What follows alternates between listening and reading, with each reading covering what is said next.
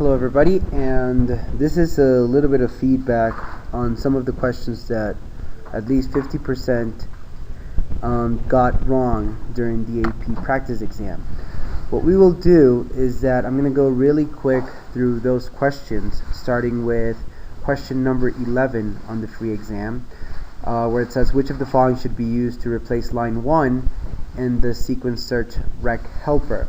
Well, this question makes reference to question number 10, which is a search in an array of data. And this search never says, if you see on line 1 and the if statement, if you have 10 correct, which is B, because only if data does not contain the value 5, it will never leave this loop.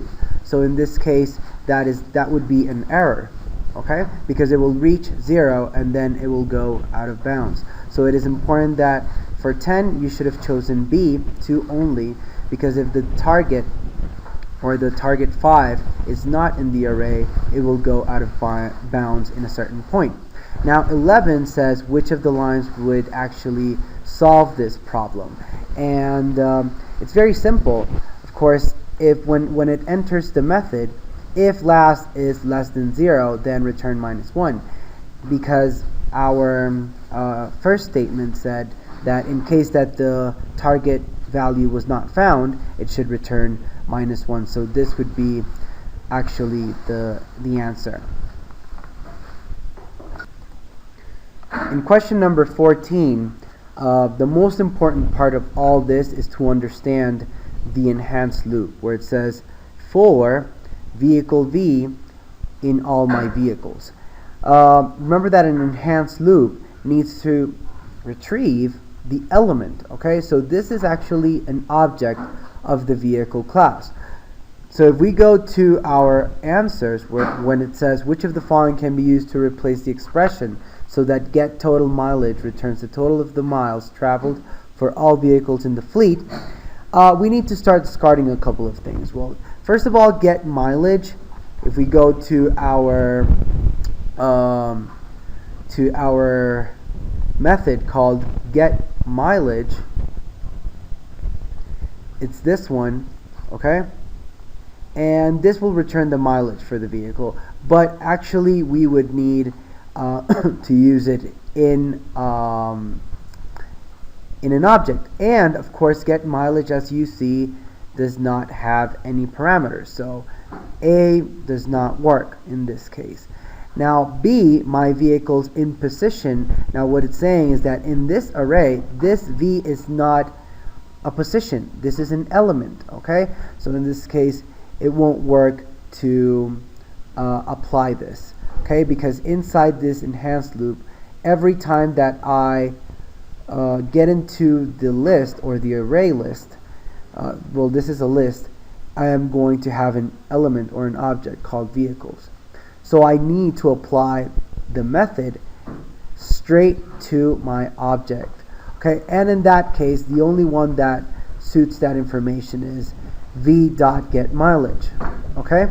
V is the element on each of the passes or each of the iterations of this for loop, so v.getMileage will be the correct answer.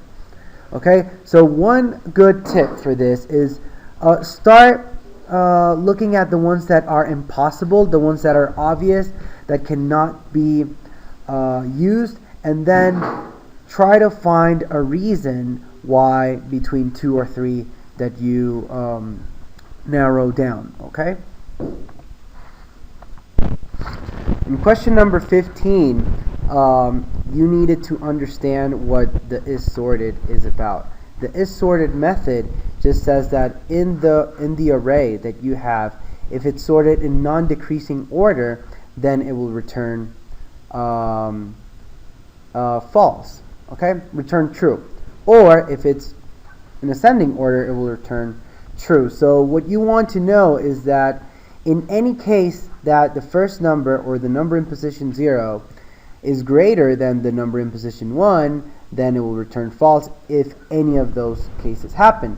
So it will look for 0 and 1, then it will look in position 1 and 2, what I like to do when I have questions like this is just set a very small example. So I'll make an array like, okay, we have 1, 2, 3, 4, 5. And this array is in ascending order. So in this case, position 0 is greater than position 1, and this one is greater than position 2, and greater than position 3, and greater than position 4. So at the end, after I have checked all of the iterations, it will return true. In another example, let's say we have 3, 2, 1, 5, and in this other array, let's say we have this, and position 0 it's not greater than position 1, so automatically it will return false. Okay, so I want to go and look at my questions after I do this a small example. And what I do is, like, for 1, this will work perfect.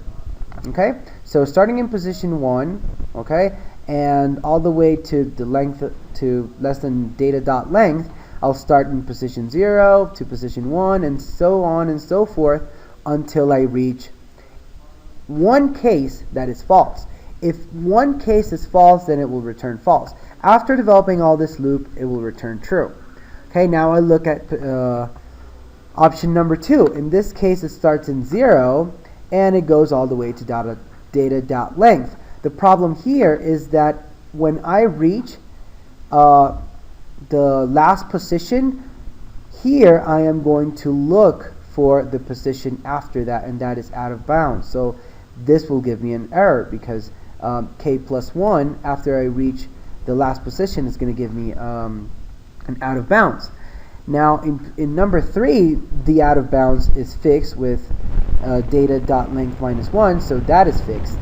But in this case, if the first position is greater than the second position, it will return true automatically. Okay? So I won't know if all the array is organized. I will only know if the very first position is in ascending order. Okay? So this is something that is very important for you to understand. If this doesn't happen, it will return true automatically. And then it will return, like, it will continue doing the loop, but I already sent it true. And this should not be happening. Okay, if this else wasn't in number 3, it would be probably 1 and 3 only. But in our case, it's number 1 only. Okay, it's A only. Okay, this question, and it's kind of tricky, but you'll see that it was very simple as long as you understand what each of these for loops has to do. So basically it says, consider the following complete method that is intended to return an array that contains the contents of its first array parameter followed by the contents of its second array parameter. So what I like to do is I always like to make a picture of it. So I have an array of 2 elements, let's say 2 and 3, and I have another array with the elements, I don't know, 5 and 6. So I have 2 arrays, which are the 2 parameters that I have, and I need to make an array which contains the content of this array and this array. So the content will be 2, 3, 5, and 6. Okay, so if I look at my first for loop, okay, if I look at the first for loop, it will give me from 0 to the first array dot length.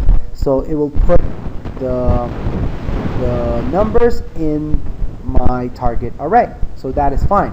And this will go from 0 to, let's say, it has to go from 0, 0 to 1, to position 1. And that is fine because my array would be this, the size of this array, or the length of this array, is 2, so it will work perfect because it's saying to go to less than h1.length. Okay, so this would be 1.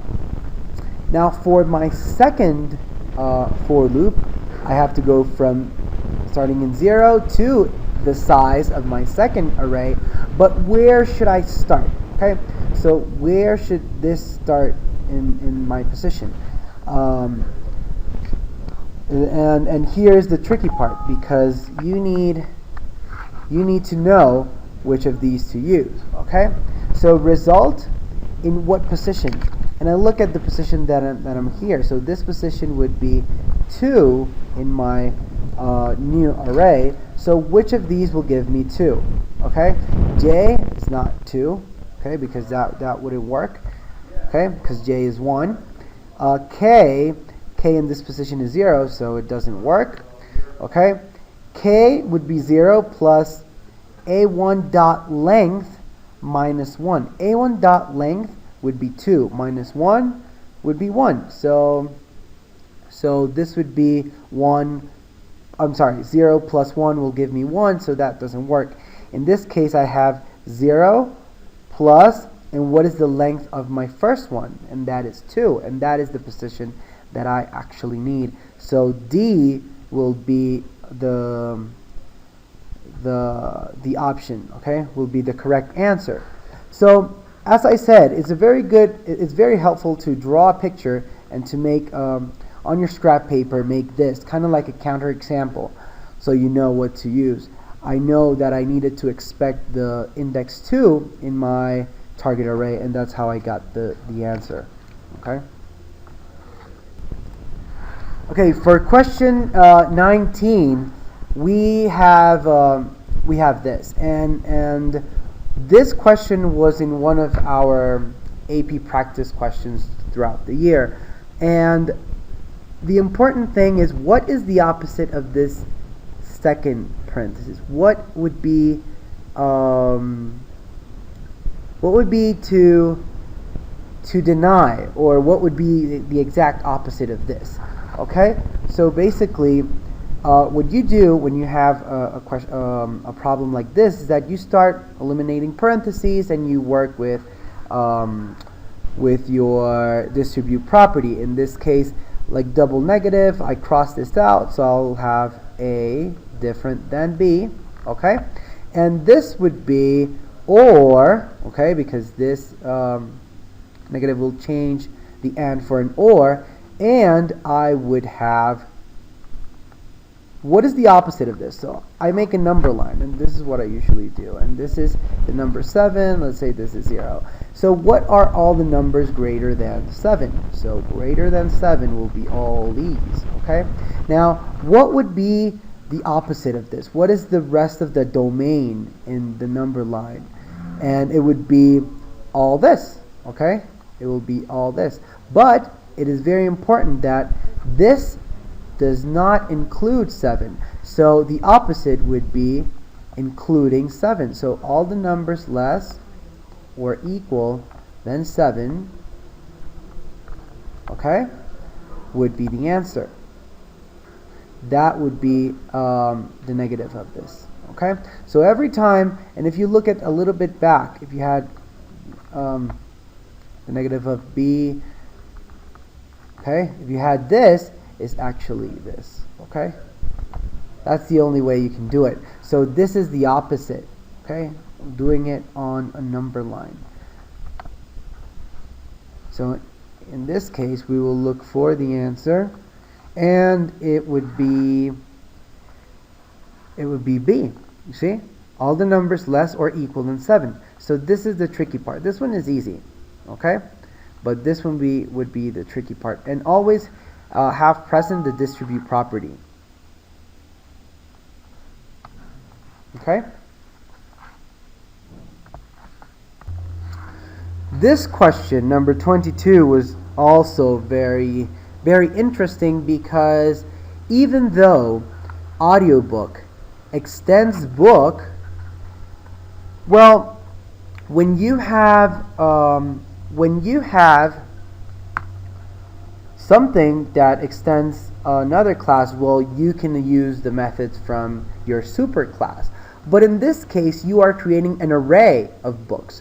So this array of books, the array of the class book, actually contains all books. Okay? And pages per minute is a method from, and particularly from, the audiobook class. Even though what is inside position 0 of books is an audiobook, he understands that this method is applied to an object of books. Okay, so what you're saying is that you're creating an array of books, so the only methods you can use are from books. Okay, so the answer in this question would be line 4 will not compile because variables of type book may only call methods in the book class, and it's just because we have an array called books. If you had created an array of audiobooks, you may use pages per minute. Or if you extract this audiobook and create a new object of audiobook, then you can use pages per minute without any problems. Okay, but in this case, since the array created was books, it will only use those methods, okay, inside the book class. For this question, it's very important to understand that this is a list, and every time that you add something to the list, it just shifts the list, it shifts the elements inside, and also you have to determine what is the new list in order to work with that one. So basically this code just looks for the last, starting in the last position, looks if the word starts with the letter B, and if that happens, it will move it to another position. In this case, it is important to understand that the size of this list is 6, and 6 minus 1 is 5, and k will be equal to 5. So when we add, we are going to note that it says animals.size, which animals.size is 6, minus k, that is 5, is 1. So I'm going to add it in position 1, and I'm going to remove from position 5. So what I'm doing is that I'm removing baboon, okay? I'm removing baboon, and I'm putting it in position 1. So I'm going to put it in position 1 right over here. So my new array will be bear, baboon, zebra, bass, cat. So let's write that down. So it would be bear, baboon, that is the one that I just put, zebra, bass, cat, koala. Zebra, bass, cat, and koala. Now our next iteration has to be with this option, okay? Now I don't start with the last position, I started in position 5, now I'm going to go to position 4, okay? This would be position 4, and then I have to go on. So here, this word, this cat, does not start with the letter B, so it won't happen, and nothing will happen, okay? Now I continue with the next word, okay? And this is my position 3, okay? Now 6 minus 3 will be 3. So this is the position where I'm going to put it, and I'm going to remove from 3. So in this case, bass stays in the same place, okay? So I have bear, baboon, zebra. Bass was removed and put into the same spot. Bass, cat, koala, okay? And then I will continue with my next one. This one doesn't work, and baboon, finally, it's in position 1, okay? So I have to go back and see what would be the animal size. Would be 6 minus 1 is 5, so I would have to put it in position 5, which is the last position again. So I would just put bear, this baboon will go to position 5, so we'll have bear, zebra, bass, cat, and baboon. And this is the result, okay? In this case I have option B. And that's what happens, that you need to keep track of each of the arrays or the changes inside the array or the list that you do in every iteration. This question was not difficult, but it had a little bit of math background. And it's basically when you want to fit a box inside another box, it's because the proportion of the box inside has to be the same. And remember that when you talk about proportions of sides, each side has to be uh, evenly with an even ratio of each side. So in this case, it was very simple to note that number one, in this case, we have get height. If I know the height, if I know the width, and I know the depth of my box, I'm able to know I will know if I can put it inside a smaller box. I'm sorry, inside a bigger box. Now another way would be creating methods that tell me if the height is adequate or it will fit in its height. Another method that will tell me if it fits by its width, and another one if it fits by its depth. Now, if I know this, if all these three are true, then the box will fit in the other. Now, number three, in the other hand, the surface might change. They might have exactly the same surface, but the sides might be completely different. And that's a very simple drawing to do. If you have a box, let's say you have a box, okay? Now, I may have, like this box may have a completely different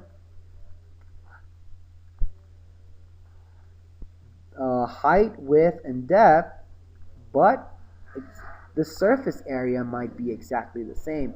So the surface might be the same, but this box will not fit in this one. Okay? So I need that this side is related with this side. Okay? So that's why probably number 1 and number 2 are the best options. So it says 1 and 2 only. So number 25, it's D, because 1 and 2 will work. If I know those methods, it will work. I can find, but not with the surface area. Okay, this question was to solve in less than a minute, and it was just looking very closely at each of these 4 loops.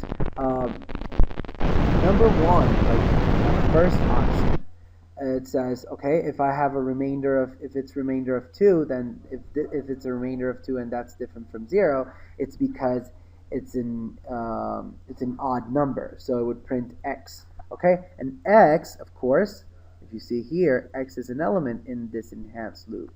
Okay, so actually this is an integer number, so I need to print the integer number. Okay, so A will work, definitely, but then if you want to go on, and let's say A was in the last part, if you want to go on, here are a couple of things that might not work.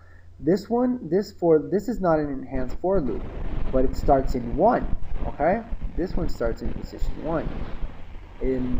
And if position 1, its remainder is 2, then different from 0, then print the object in position K, which doesn't work because what about position 0? So this is discarded. Now this one, since x is an element, it's an integer number, you should print that integer number. Here you're printing something different, okay? Here you cannot use the array, okay? Because x is not an index. X is an integer.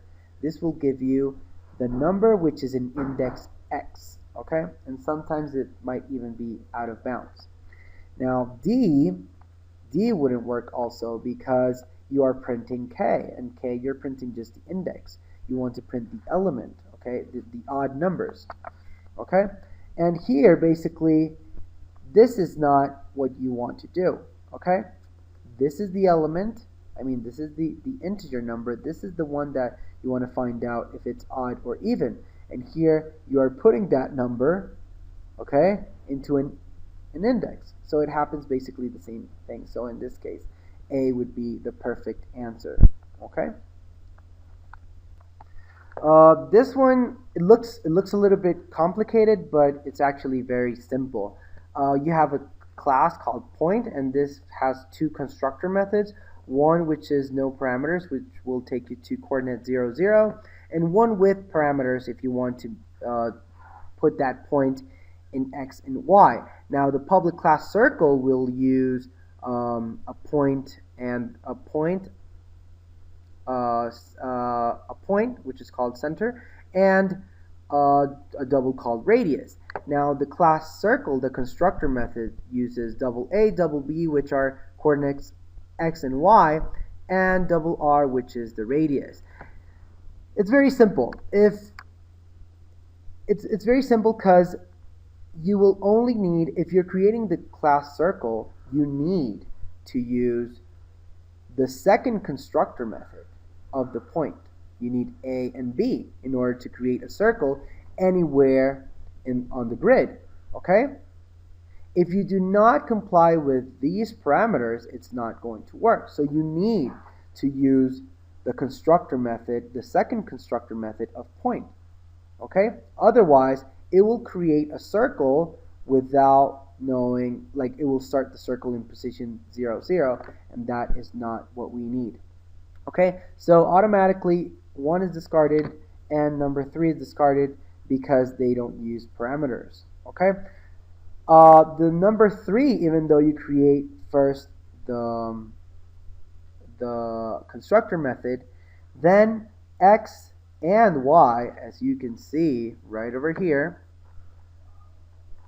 okay, are private. Okay, so they cannot be accessed by the class called circle.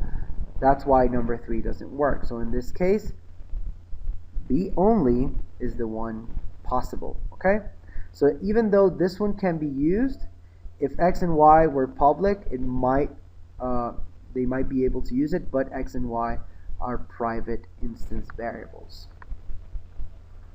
So these are the most the questions that people got wrong the most, but basically, as you can see, is just paying a lot of attention, putting a lot of effort, looking every time at your arrays, at your list, checking that those small concepts, those little things can